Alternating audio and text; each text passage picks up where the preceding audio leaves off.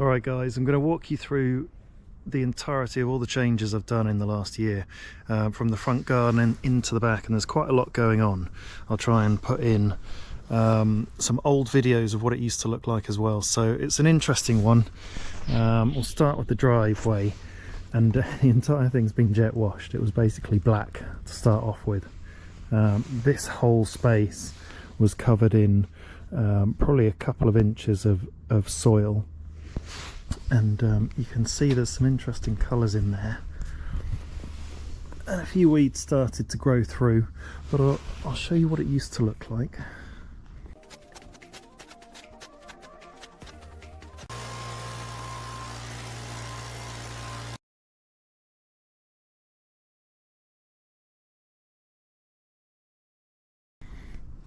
And then really recently I've just, you see there's a big thing missing there. We've been chopping down this tree, and I'll have to show you where the roots go through. The roots have gone through along next door's house, but they're only small. I don't think that'll be an issue. We've found this gate underneath some fencing that was on top of it, and I'm just in the process of taking it apart because I'd like to replace it with something wooden and a bit more functional. And I can show you the other side as well, especially the tree roots and how the gate was put together. And that's the shed over there. But we've revealed the patio and the paving out the front, and that in itself I think is quite a big change. But I'll show you what's happened in the back, and I'll show you what I've done in the greenhouse as well, because I've turfed it all out and given it another usage, which I think you'll be quite impressed with. So I'll just show you this. Actually, we're going in through the side gate, and I've cleaned all these hexagon tiles. So I'm going to clear out this side bit so I can jet wash. It looks absolutely amazing. I'm really quite pleased with that. And there are colours on them, and there's colours on the wall as well. The old style wall. This is what it looks like as we go into the garden, and we've had a really hard frost this morning, and the tops of these barrels are filled with ice, and the boys were out breaking it up earlier this morning. I'll be using this barrel to burn. It's got no holes in, and I'll be making charcoal. This shed we bought with us from our old house. There's a barbecue in there, and just some old bricks and storage around the side. But I'll go straight through to the back where we saw that gate, and this whole patio area was jet washed as well. It took me absolutely days. Lots and lots of patio to jet wash. I don't know how far we'll get. Icy water this morning, and some ice there, and a cold and frosty morning, but it's going to be a beautiful day with the sun coming out. But I'll show you what I've done in the greenhouse, and then I can show you the back of that gate. I've emptied out all the pots, but I've filled it with all the wood. We've had a bit of a struggle. This year's been very, very wet, and I was thinking, God, I'm never going to get to burning it for to making charcoal, because it's just so wet. But then I realised that I've got an indoor space that I can be drying out the wood on, and I can burn it on the patio near the supply of wood. Just behind the greenhouse, we're on the other side of the house where the gate is, and we've got a water butt that we do use for water from the greenhouse, and then various pots with bits and pieces in. This is lemon thyme. There's a tayberry there which needs planting out, and then some rather nice flowers here that could do with planting out as well. So there's going to be a big sort out of all these pots anyway. Now we go through the shed to the back of this gate. You can see my crowbar still down there. I need to put that away, and there's lots of plastic waste here. So that's all going to be cleared up. We'll have to put in the rubbish bin. But there were 2 bolts, 2 nuts and a bolt holding this together, and I couldn't get them off because they were too rusted and degraded, so I had to take an axe to it. And this is what I can open it if I take off those zip ties and go to the front. But I'll leave them on for now. These are the roots that are coming out from it. So once this is active, I'll have to repave the flooring, and I'll show you where. I'll go back out to the front. I'll show you where I've got some paving in the back corner of the garden, and then I'll show you some other stuff we've been doing. And the big update is the chickens, really, and also I've been planting some crops for next year, so I'll show you those. But that's the last of the bits from the greenhouse. There's yellow raspberries and then strawberries there still needing to be planted out, and that's a water feature in there. The well goes down, it's kind of like a water basin below it, and then we found this little Buddha statue.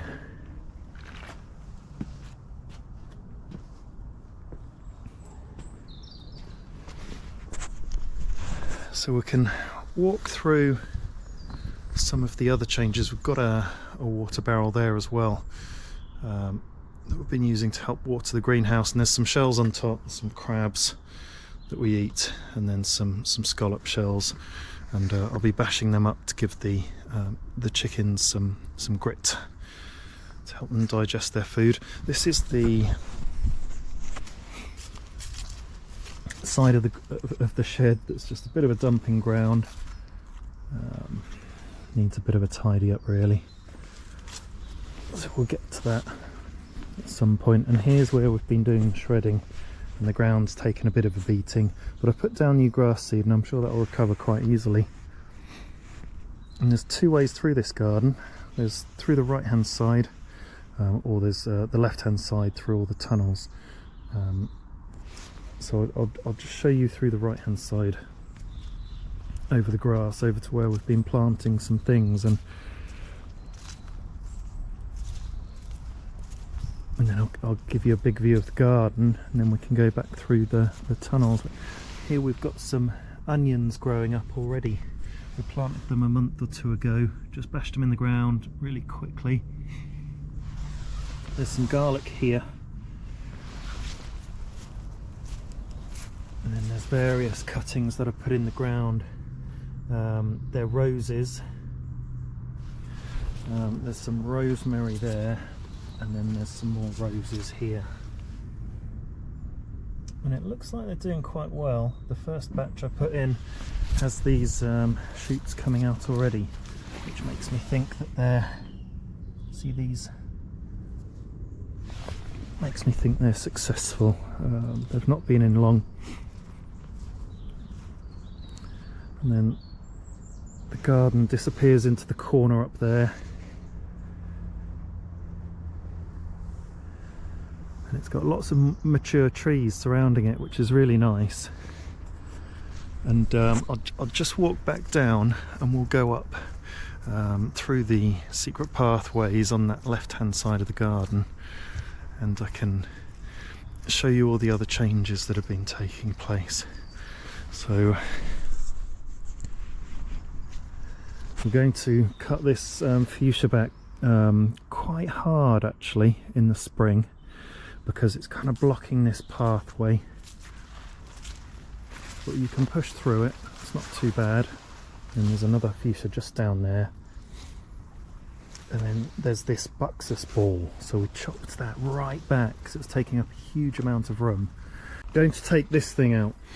Thought about it for quite a while, but it's just in the way. Don't like it. It's not really serving any purpose for me, and stops you seeing through the garden, and it was just really in the way. And it's much better. It's grown back really well, so I didn't think it would survive. And we've got a lovely little rose here, and then there's this thing which is incredible, and I'll show you one of the flowers close up.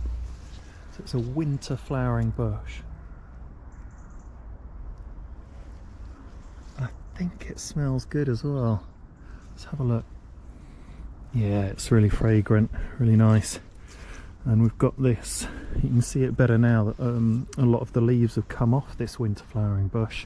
There's a climbing rose going up it, and that's really nice to see. In fact, it's made its way quite far up, so I definitely want that just continuing its journey up, growing through that bush. I think previously it might have been cut back. And then if we go back on ourselves down this other path, you go down to a bit of a dead end where the shed is, and all that stuff is kind of just being dumped for now. And there's the path we went up through on that side. So it's a bit of an unused dead end actually, that corner of the garden. So I am thinking of taking down one of those conifers, but we'll have to see. Oh wow, I haven't seen, wow, this is amazing. Wait until you see this. Look at all these purple berries. I haven't quite seen them yet. Wait until I show them to the boys, although they'll probably start trying to pick them. They are all over this bush, and I must say I had written this bush off because it wasn't producing any leaves until really quite late in the summer, so I think it had quite a shock in the last winter. And then we go through here, and this is one of the biggest changes. You couldn't see through here, it was just completely dense, overgrown. This is just pretty much dense, fairly dense under. That's the chair that I sit on in nicer weather, supervise the boys on the swings. But around the garden and in patches I've planted clumps of bulbs. I've also planted a couple of verbena, and one up there, and it's here that's been one of the biggest changes, and it's been great for the boys to play in. Laid down some grass seed, chopped everything back. We've got some sort of hole in there that I'm happy to leave. Don't know what's using it, but it'll be a badger or a fox. And I've not stuck my hand in there to see how far it goes, but I'm sure it goes quite far. And then through here, all this was covered in ivy, totally covered, totally swamped by ivy, absolutely everywhere. Ivy is covering the entire floor all the way along here. It's choking up the tree, see it choking up all these trees, and then it's hanging down here, just ivy absolutely everywhere. So we've got to clear through this area, and there's a fruit tree in there somewhere, not very productive, it's just a bit overgrown, and this main plant gives off really nice yellow flowers, and these flower really nicely as well. So big changes here, and I'll just walk you through to the far back corner of the garden. So we're quite shady back here. We've got lots of tree cover. That's a laurel, which I will cut back in time, and that'll give us wood chip. And there's a big pine tree, big one over there. And this is one of the biggest changes of them all. So we've taken down a bit of the fence just because it was rotten, and filled up these Daleks, so they're the start of the composting journey. And then we've used a little bit of this compost already on this right hand side, but a lot more of it needs digging out. But we'll be able to process a lot of the there's a good couple of feet on top that will be going through the chickens. And here's some fresh wood chip that's waiting to be processed, but we're keeping it out of the chicken coop for now because I'm just seeing how what we've already put in there is going. And this is the chicken coop. Back into the garden, we've got this sort of compost area. We'll be at some point digging out this compost heap. It's got an awful lot of really good soil to use. Anyway, I'll show you in a bit. I've pulled these bricks out. They were lining another temporary compost heap, and I've pulled out a lot of the soil. We've cleared all the ivy away from here, and there's yet another pile of just random compostable stuff people have dumped over the years. And in the longer term, that once this area's cleared a bit more, we might be able to keep some chickens here. And then some sort of hard standings. We don't know where all the patio is here, but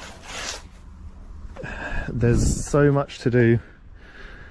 And this is the sort of back corner of the garden, so gently get in, and I've got to lock myself in, otherwise they will get out. And so I'll be building an additional run for them, but this is the start of the composting system, and it's something that I've been really interested in creating. So I rake up that pile every day, every 2 days, and underneath it, so it's all wood chip really, and some leaves, and there's some of the fresh stuff, the green stuff.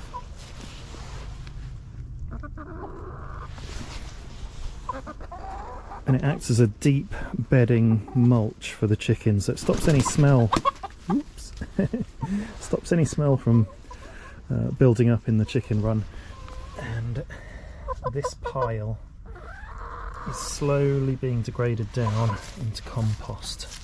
The chickens are scratching it away.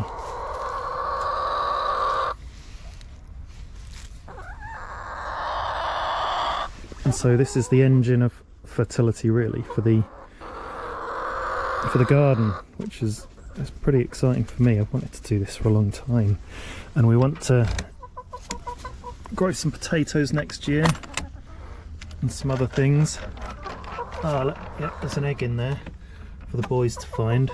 But what I do is it's interesting. I've been filling up the nesting boxes with fresh they're scratching around with fresh wood chip, for which we can use some of our own stuff now that we've got enough compostable material in here. And the wood chip goes into the nesting boxes, and then it's scraped out little by little into the main part of the hen house as it gets poo on it, so it's always fresh in the nesting box. And then once it gets a bit full up in here, this is just pulled out and then emptied out onto the compost pile. And so that's our input, and it processes through and then composts nicely into the garden ultimately. And one idea I've got, I'll just let myself out. One interesting idea I've got that I think I probably will try is to build a run for the chickens to go out onto the grass, because we've got quite a high predator pressure here with foxes. There's a lot of two foxes who've lived here all their lives, and so they're not going anywhere. I want to put them in a run on the grass, and then put down compost, little piles of compost, so they can scratch that around and scratch it into the grass, just to build fertility really into the grass. And they'll be pooing on there, putting their nitrogen rich poo in the grass as a fertilizer, and so it'll be a really nice natural way of building up the life in the soil, and getting some longer, healthier looking grass, because I think it's going to be quite prone to drought. It will just go brown really quickly. It did last summer, and we've had such a wet year. So this is the back border at the back of the garden, and it stretches really quite far. This section we've turned into what we call the berry farm for the boys, and there's all sorts of herbs and berries, and there's even an apple tree there. I'll show you a few things. There's a yellow raspberry plant there. That's a rhododendron. It's done really well, and the forsythia on the back wall, so we'll have some really nice flowers. But in terms of food production, some thyme down there, and there's some oregano and rosemary, and now that rosemary's got its feet in the ground, it's going to really take off, and you can see it's put on quite a lot of growth in the last year already. I think it just went in the summer. There's raspberry bushes at the back, and there's various different gooseberries and tayberries and all sorts of other things going on. There's a bit of sage down there. So what was here before was just this one bush, and it just lined the front of the bed and shaded everything in the back. So the thing we're going to take out is this thing. It's a bit of a no-brainer, this one. It's a bit ridiculous actually, because if you see it, it's got a little bit of foliage on the front face, right at the very foremost part of the border that it could possibly be, and then all this space behind it in the border. Done no weeding whatsoever in the back there. We've only added plants, left some autumn leaves on to mulch. I don't need to clear leaves from the borders. They're great for just building life and fertility in the soil, so I'm happy to just have them blown on the borders every day. And then as we go along, we've got a giant blackcurrant plant that we got from someone's allotment, so we're really grateful for that. Look at it, it's enormous. And then just down here is a kiwi plant, and I'll be really interested to see if it does have any kiwis. It looks like it's losing all its leaves, and then we're gonna train it up this tree. So this tree will house the kiwi plant and give it a bit of sun, a bit of a trellis to climb up. Right in the back there is a white currant, and then a whole row of raspberries along the back wall. Another big hackback on this back border. It was basically this bush that we've hacked it back to about 3 foot high. It was dominating this entire area, and it came right to the front, and again it was blocking all light behind it, so all of this area where you can see all this soil. So we've got loads of raspberries. We'll have a closer look at that row from one of the boys' teachers' allotments. They were digging up. They basically doubled their allotment size, and what they'd inherited already had a big raspberry patch, and so they were going to get rid of a smaller raspberry patch they already didn't need, and so they generously donated us some plants. But we've got all sorts going on in here. There's a magnolia. This is a seedling from the front, a sapling. I can't quite think what it's called. And then various different geraniums. That one has an incredible smell down there from one of my customers' gardens. And then there's some verbenas, and also we've been collecting wild seeds from our garden as things have been flowering. Dahlia there that my boy bought from the Malvern show, and then various other plants that I'm very, very interested in seeing next year. Some Rebecca over there, 2 of them, and wait until you see this. It's another hole, and it's by this rhododendron, which has got a lot more sun now. Big hole down there, and it's right by its root ball as well, so you can see rhododendrons are pretty much bulletproof. You couldn't kill them if you tried. It's a laurel, probably from the roots of this laurel, and I've chopped this back really quite significantly, and that's given us a lot of mulch and wood chip. But there's more to chop back. All that stuff overhanging can go. And then this is our row of raspberries, brand new raspberries. So the boys are going to have a huge amount of raspberries to pick from next year, and they've really enjoyed just those 2 bushes we had this year. It started to fruit really well from about late July onwards, and only just stopped about 4 weeks ago, so they've had loads and loads of fruit from that. And actually, yeah, as we go along this border, so that's the back border, we're at the other side of that long back border, and there's the chicken house right in that corner, and the boys' climbing frame over there.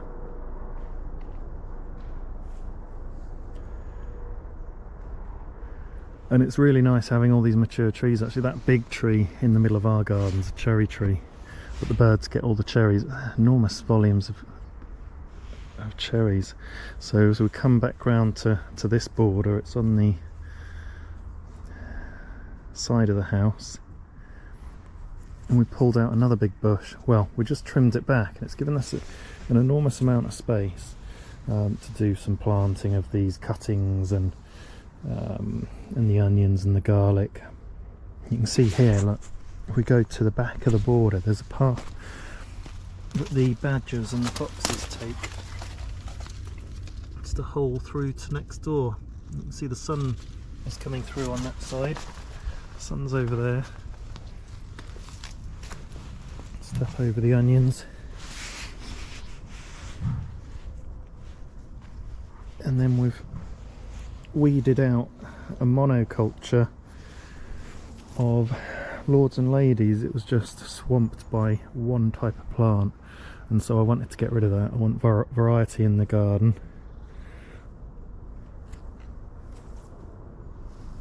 And that's a pretty decent loop of the garden